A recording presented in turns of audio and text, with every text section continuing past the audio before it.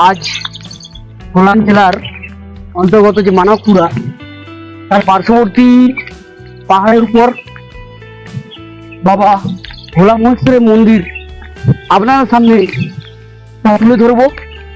তার পার্শ্ববর্তী ভিউ এবং মন্দিরের দৃশ্য যতটা সম্ভব আপনার কাছে তুলে ধরার চেষ্টা।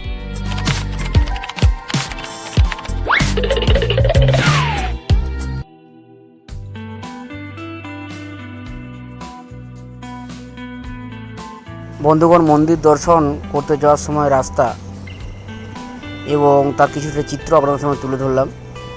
দেখতে পাচ্ছেন জলের পাইপ লাইন করা হবে মন্দির পর্যন্ত, পানীয় জল পৌঁছানোর জন্য তার বন্দোবস্ত করা হচ্ছে। এবং আমাদের বেঙ্গলেও এই গাছ দেখতে পাওয়া যায় এবং এতে আশ্বিন মাসে ফুল ফোটে। আপাতত নামটা বলতে পারছি না, আপনারা জানবেন হয়তো।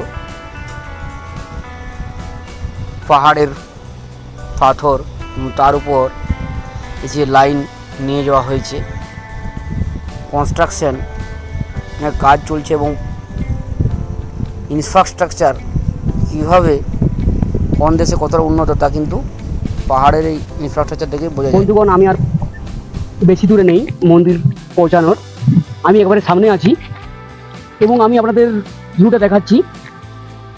এটা হচ্ছে বন্ধুগণ পাহাড়ের নিচের গ্রাম বলবীরপুর এবং ইন্ডাস্ট্রিয়াল এরিয়া। ওই যে দেখাচ্ছে দূরে, যেখানে প্রচুর পরিমাণে ওষুধ ফ্যাক্টরি।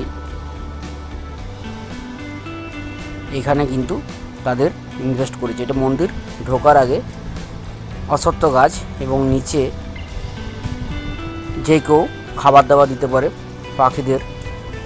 এবং মন্দির ঢোকার আগে ভগবান শিবের একটি মূর্তি স্থাপন করা হয়েছে। এটি হচ্ছে ভগবান শিবের যে অস্ত্র ধারণ করেন ত্রিশূল, তার পাশে মূর্তির পাশে স্থাপন করা হয়েছে। এবং তার পাশের ভিউটা দেখতে পাচ্ছেন, অসাধারণ, খুব সুন্দর। এবং এই ভগবানের মন্দিরকে ডমরু বাবা নামে আখ্যায়িত করা হয় এবং এটি হচ্ছে ভগবান বিষ্ণুর মূর্তি স্থাপন করা হয়েছে। এখানে যে এমএলএ তিনি এটি কিন্তু উদ্বোধন করে দিয়ে গিয়েছিলেন। মন্দির যাওয়ার জন্য সিঁড়ি করা হয়েছে এবং আমি কিন্তু আরও কিছু দৃশ্য আপনাদের দেখাবো। দেখতে পাচ্ছেন এটি হচ্ছে মন্দিরের সাইডে অবস্থিত সর্পদেবীর মন্দির।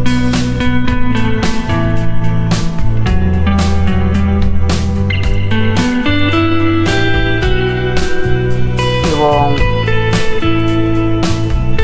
এটি সাইডে করা হয়েছে এবং দেখতে পাচ্ছেন শিব ঠাকুরের ছোটো মূর্তি। এতে পূজা পার্বণ করা হয়, তার চিত্র আপনারা পরিষ্কার বুঝতে পারছেন। এবং এটি হচ্ছে ভগবান শিবের মন্দির।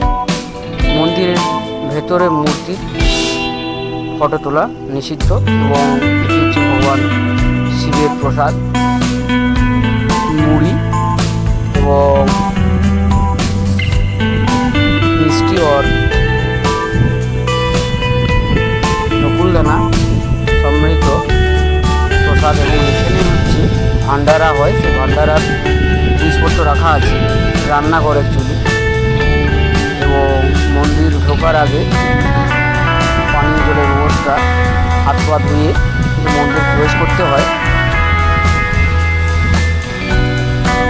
আর এই যে গাছটি দেখতে পাচ্ছেন অশ্বত্থ গাছ, এখানে কিন্তু বিভিন্ন রকম পাখি আছে, বিশেষ করে ময়ূরও কিন্তু এখানে প্রাদুর্ভাব লক্ষ্য করা যায়। এবং এখানে খাবার দাবার পাখিদের জন্য কেউ যদি ইচ্ছা করেন দিতে পারেন। এবং মন্দিরের সাইড থেকে আমি তুলেছি, দূর থেকে যেটাকে বলে, তার অসাধারণ ভিউ।